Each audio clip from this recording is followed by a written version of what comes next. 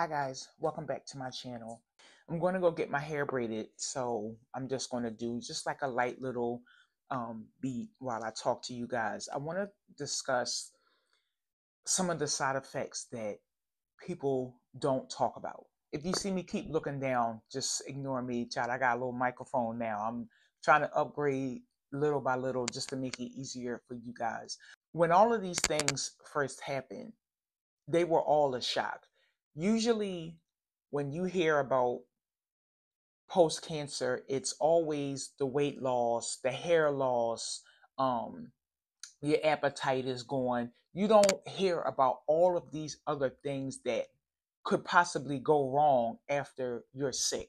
And I didn't know until after I posted my video that so many of you guys were going through all of these different side effects after your treatments. So I just want to go over some of the effects that happen that nobody, literally nobody, not even your doctor, a lot of the times talk about.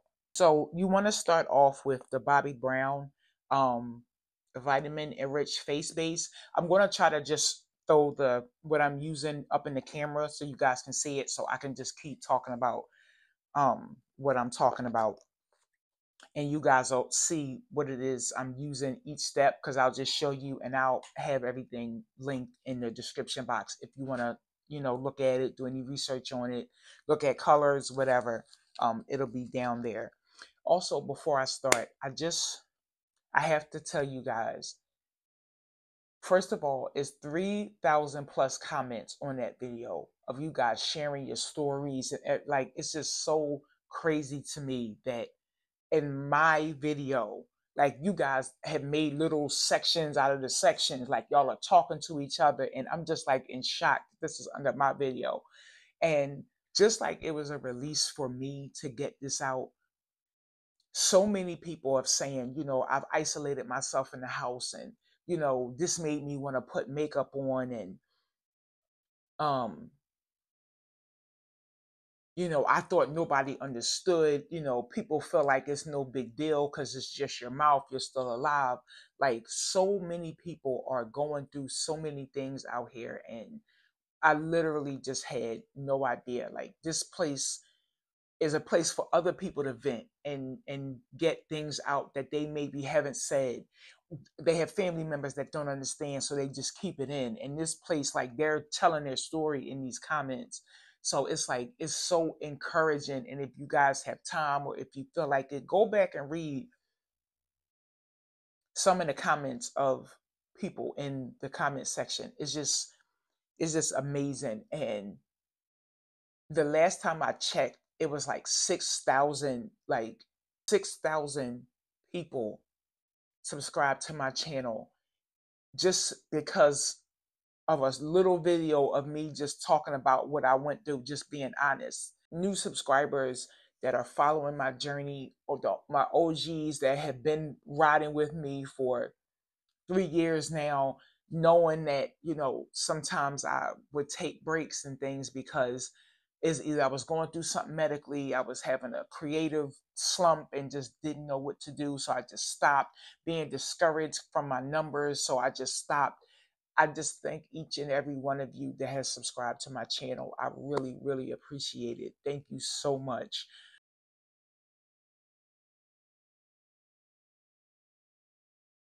So one of the side effects, I've had chemo and I had radiation. So I had radiation first. So they gave me the radiation, and then I had, at the same time, the chemo pill. I didn't even know chemo came in the pill.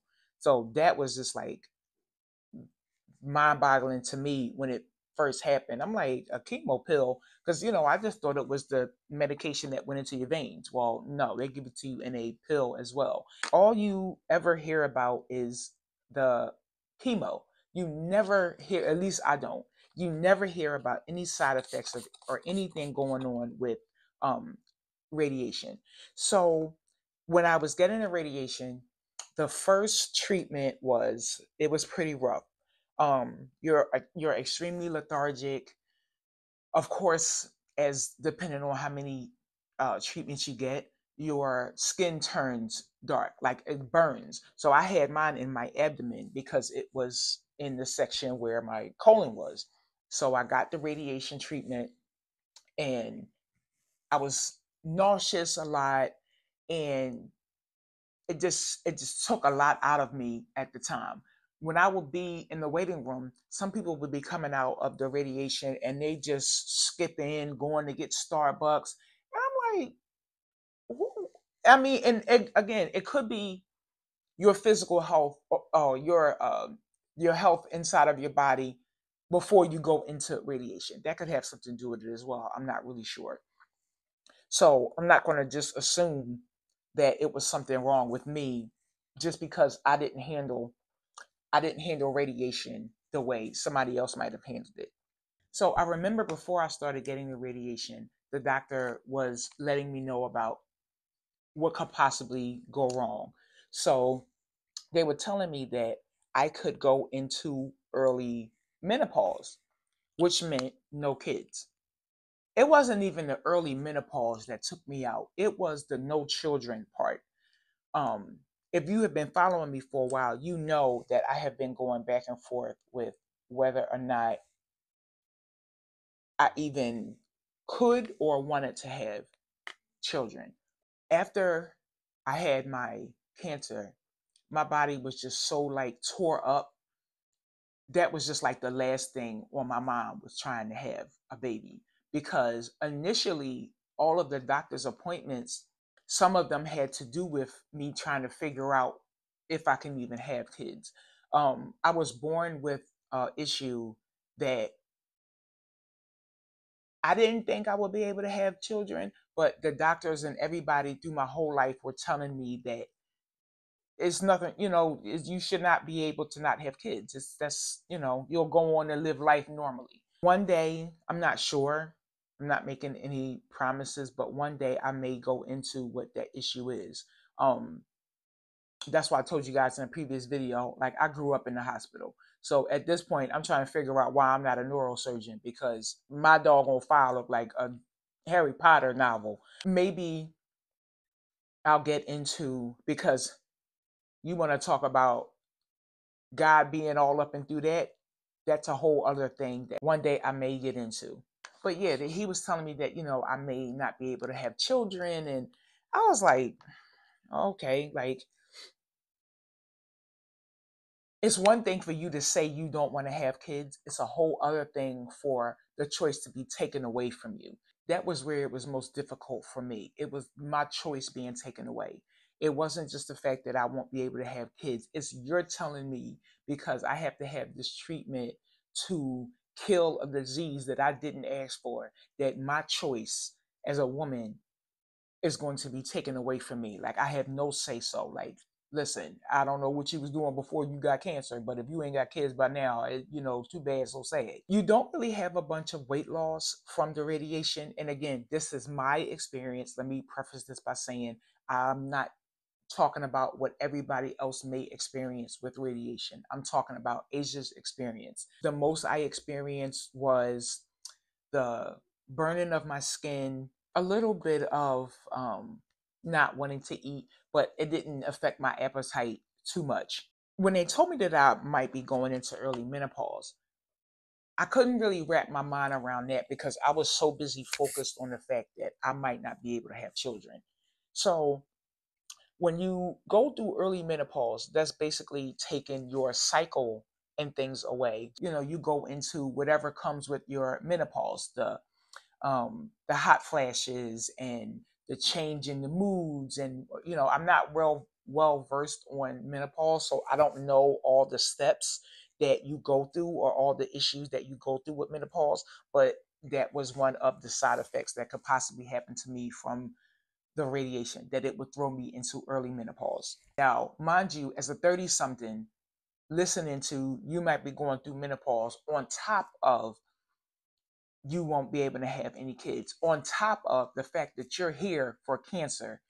I was done before the treatments or anything even started. One of the other side effects that I talked about in my previous video was the neuropathy. Now, this came after the actual chemo treatments. That, first of all, I'm going to tell you what was so crazy about the neuropathy. That didn't come until, I want to say, a month or two after my treatment was done. I mean, I rung the bell, cancer free, everything was done. I pops up out of nowhere.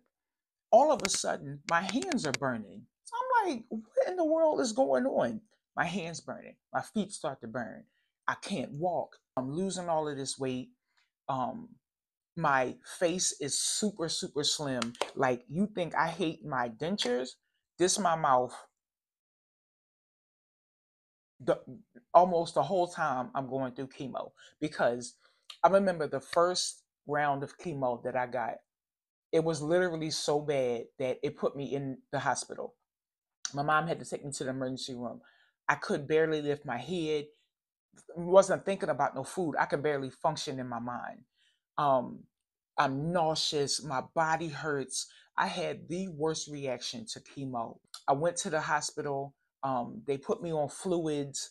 They gave me, I don't even remember what this was. They gave me some type of medication that was supposed to help with the nausea and um, the body aches and everything I was having. Y'all, the pill gave me the worst anxiety I have ever had. Me and my sister are in the hospital room and I'm holding on to her. When I tell you, I felt like a drug addict that was spazzing out. I'm like, oh my God, I can't do this. Listen, get me out of here. Like acting crazy. Like, they gave it to me in addition to whatever else, whatever medication they were giving me that was supposed to help calm down the side effect of the anxiety. Well, it didn't work. Acting a fool in this hospital. So I ended up taking a walk to the bathroom, putting a little bit of water on my face. It didn't last long. By the time I got to the bathroom, I had gotten better. I used to get little spasms like in my hand. Me and my mom would be walking to the market or something because I tried not to just sit in the house. I would get the chemo in a bag, 3 hours in the hospital. So they would put the port in, it would be in a little machine, and I would be there getting my initial treatment for 3 hours. So then I would go home with the bag, just like a little book bag attached with the chemo still attached, and it would just be pumping for 48 hours. The nurse would come after the 48 hours to my home and then take it down. So I would have like a week off from the chemo. So I would try to do things like in my home whenever I had the strength. So me and my mom, we'd be walking to the market or something. All of a sudden, y'all, my hand would start seizing up. I mean, I would be outside like this. Like, it just would be the craziest thing. And then it would hurt. Like, it just all up your arm, like my muscle would just tense up. So my mom would have to pull my fingers apart. Every time you turn around, there was a new little something with this chemo. One of the biggest changes that I've seen as far as side effects in myself has been my brain function. So I'm not going to say like I'm this genius or anything like that. Like, we're not going to go that far. But I'm pretty smart.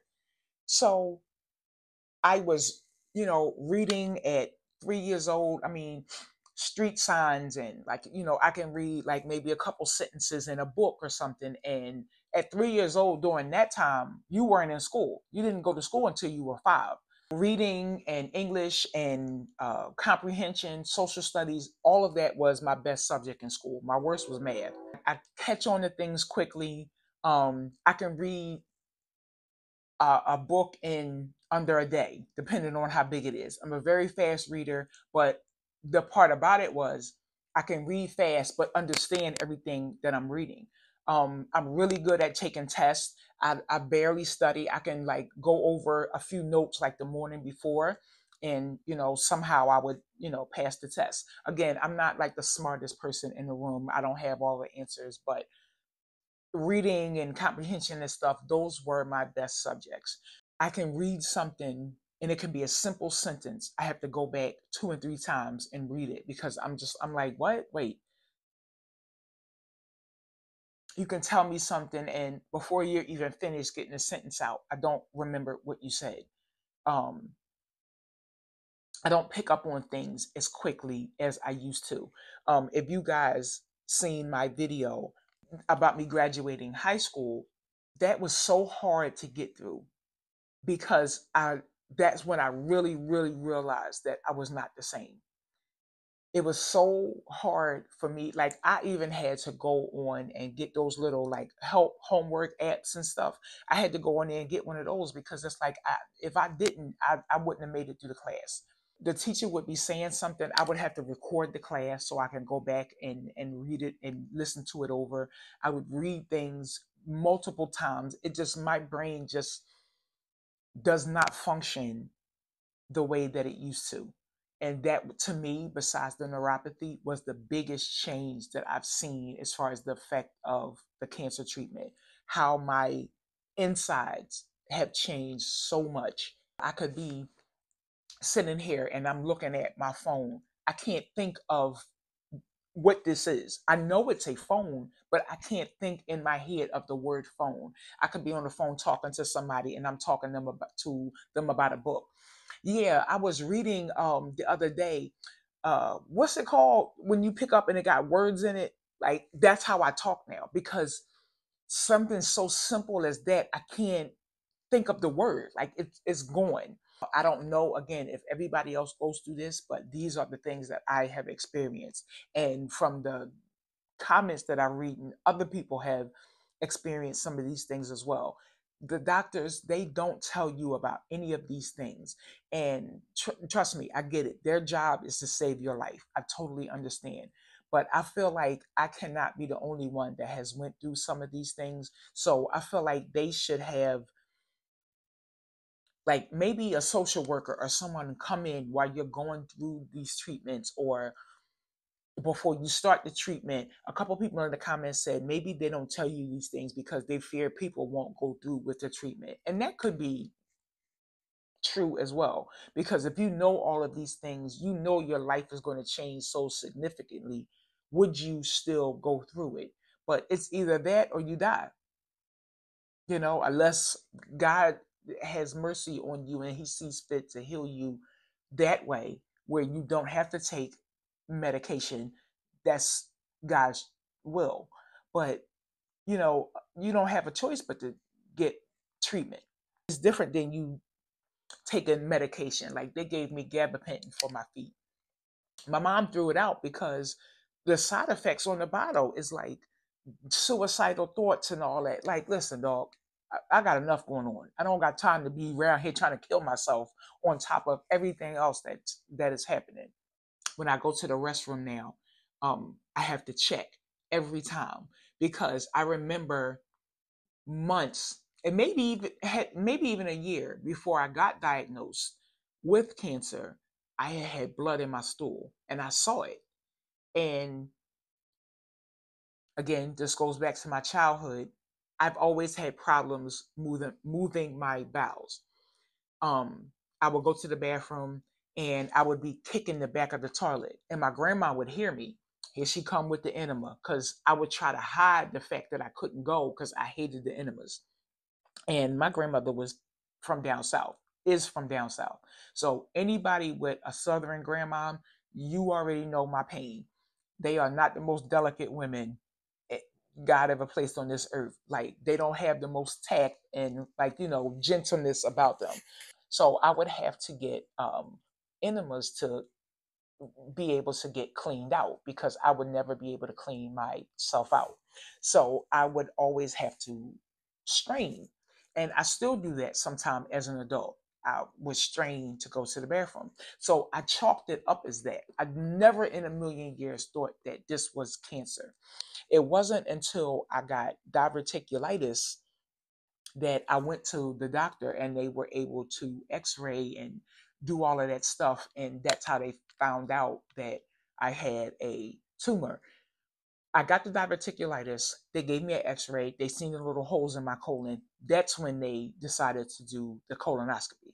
Then that's where they found the tumor. When I was telling you guys mentally, I wasn't the same. It wasn't just about my education. It wasn't just about how I thought.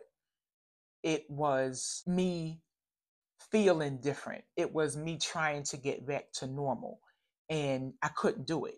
So I ended up cutting my hair because I can smell the medicine in my hair. That made me feel better for about 5 minutes.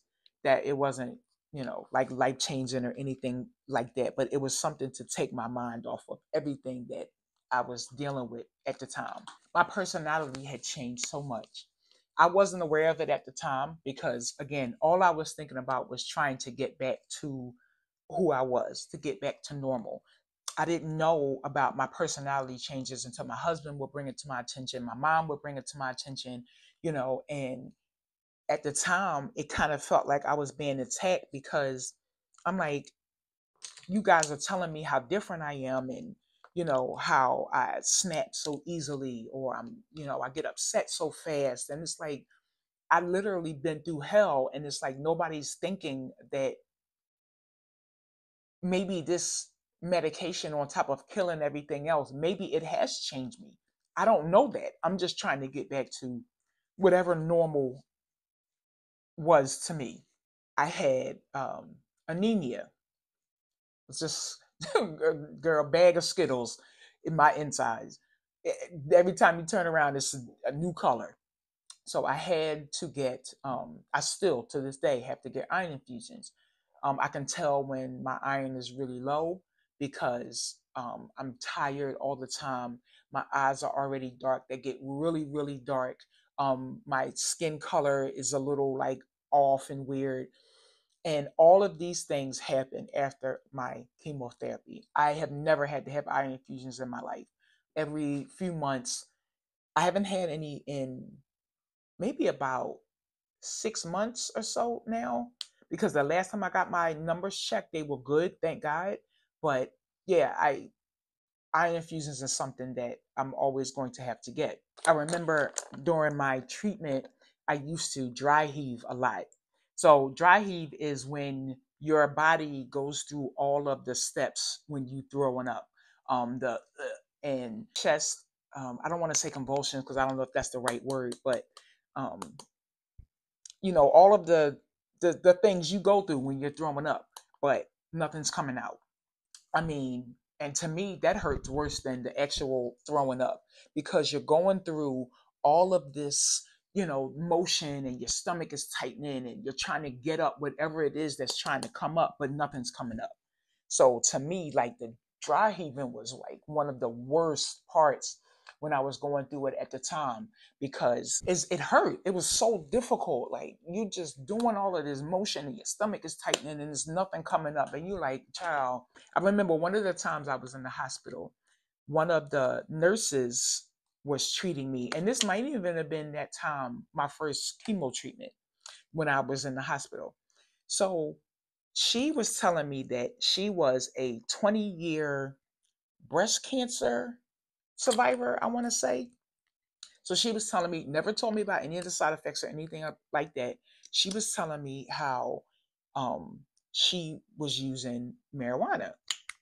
So I'm like, this wasn't my first time hearing that cancer patients, utilize that. But she went so hard about this stuff that she had the actual plant tattooed on her ankle. So I'm thinking to myself, like, sis, like you doing the most. Like I get it, but like I'm not fit to be tattooing this on my leg. So she swore by marijuana to help you with the side effects of the chemotherapy. Never told me what any of the side effects were, because again, nobody seems to talk about this. But she told me that she swore by it. So I remember a doctor offering that to me, and I told him just point blank, period. Like I understand, the side effects are killing me, but I don't do drugs. I don't smoke, and I'm not about to start. So we got to figure something else out. So they ended up giving me um gummies.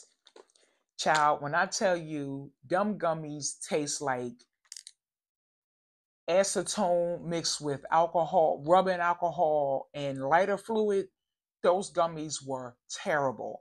I'm like, I'm not taking these. First of all, I didn't see anything that they helped with. I still had the neuropathy. I was still getting spasms in my hand. My body was still hurting. It just wasn't working for me. So my brother-in-law made some marijuana in coconut oil. So he says you can cook with it and all. I don't want that in my food. He said try it with tea. So I'm like, okay. So mind you, I'm drinking it with the tea. I had never made this before. Every time I would have the tea, my husband would make it. Now, why y'all let me put all of this blush on like this? Knowing I'm telling y'all the story and I'm not paying attention, and y'all let me sit up here and put on all of this blush. I see the girls doing this over the nose, and it's supposed to be sun kissed, and I think it looks a fool. But I said, let me try it. We here now. I drinking the tea that my husband makes me. Honestly, it's not doing anything, but everybody feels better that they're doing something. Like my husband finally feels like he's helping in some type of way. So I let him make me the tea. So I'm drinking it. And one night he is not there because he's working late. So I says, let me get up and go make me some tea. Now, mind you, I've never watched how he made this tea. So I don't know the exact amount that you're supposed to put in this tea. But I don't put a lot because again, I don't do drugs. I don't like the smell of marijuana, none of that. So I'm not gonna put a bunch in this tea. Y'all, I goes and makes this tea. I drinks it. So I'm laying in the bed, minding my own business. My husband's home by this time. Y'all, it felt like somebody turned the light switch on. I pops up.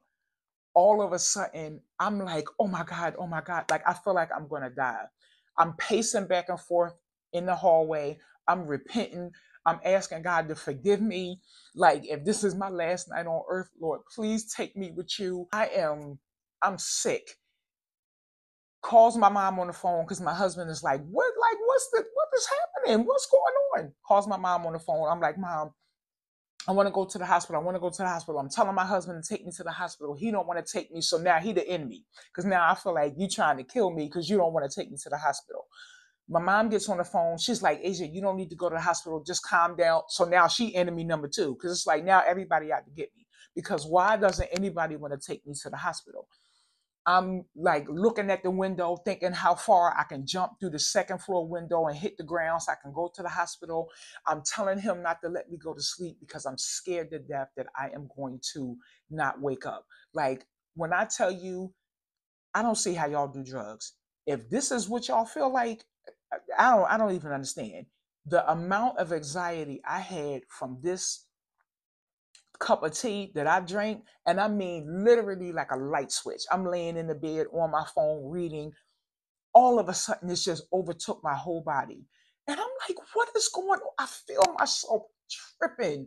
Like I'm crying. I'm walking back and forth. Like it was a mess. I said, I never touched that tea again. I couldn't even tell you where this jar is with this stuff in it. Never, no, I do. I gave it to my aunt to give to her boyfriend at the time that was also battling cancer. So apparently it helped him. It did nothing for me. I think also too, what they don't tell you is how you deal with things during that time of the chemo. Like I would do small things that would help me mentally. Like the bag that I would take home, you can hear the mechanism. I don't know if it was pushing the medication out at the time, but the noise, every time I heard it, it felt like I would feel worse. So when I would be in the bed, I would take pillows and sit on top of the machine so I wouldn't hear the mechanism moving. So I would be more at ease trying to go to sleep because every time I heard that room, room, room, like I'm never going to forget that sound. It felt like I was feeling worse, like I would get nauseous or I would get like a pain or something in my body somewhere. So I would do little things just to like ease it and help me feel better. When a nurse would come down to take my chemo bag down, she would take it down. Well, before she took it down, they would always have to give you a medication to clear out the tube so that you don't get any clots or anything to keep the medication from free throwing through the tube. And they would also have to do the saline. When I tell y'all something, the nurses with the saline, y'all need to take a class on how, because it wasn't just her. Y'all need to take a class on how to do the saline. Because one time I had to get a CAT scan and the guy was flushing my vein, shoved the saline in there that he blew my vein. Then tried to act like he don't know why my vein, what was going on. Mind you, I had got stuck maybe 5 times at this point because I'm a really hard stick. She was shoving that saline so hard into this port that the saline would overtake my whole head. Like, once again, nausea, dry heaving, like my whole head felt like it was just full of saline.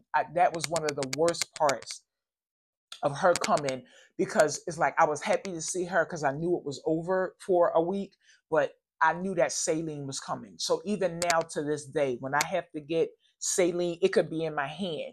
I have to stretch my neck because that's the only way that I can deal, because I can still smell and taste and feel the saline all up here from the way that that lady used to take my port down. Mentally, chemo does a lot. Like, nobody really speaks on the mental toll that being sick takes on you. They don't really tell you about the physical aspects either, but they really leave out the mental toll that it takes. Slow down. Slow down, boss. I also want to talk about in another video the side effects of being sick on your family and significant other. I don't think that's another thing I think nobody really talks about, is the effects that your sickness can have on the people around you. I may not have all the language to speak to this, but I'm going to do it in the best way that I can from my own experience, because I know I can't be the only one that has dealt with that as well, being sick and how it takes a toll on everyone else around you. So I want to get a little bit of feedback from you guys as well. I want to start a series that we can talk about this kind of stuff and you guys can follow my journey, and I can vlog and just all things wellness on Sundays, and call it Beauty and Wellness Sundays. Because it's, while this is still a beauty channel and I love doing my makeup and talking to you guys while I'm doing it, it's this journey that I'm on, that God has placed my feet on, is me as well now. So I can't just bring you guys into this one part of my life and then just leave you. So while God shows me what I'm supposed to be doing, where I'm supposed to go, what I'm supposed to learn from all of this, I'm going to take you guys with me. And then during the week with my other videos, that will just be strictly fashion and makeup. So today will be the first series in Beauty and Wellness Sundays. I'm going to pick a winner of the giveaway in my next video, or the video after that. I have to see. But again, I want to thank you guys for taking the time out to sit with me while I do my makeup. I hope you like everything. I will link everything in the description box below. And guys, please don't forget to like, share, and subscribe. Turn on your notifications so you know when I upload. I'm going to try to stick to the Wednesday and Sunday schedule, definitely Sundays. And I will see you guys in my next video. Bye.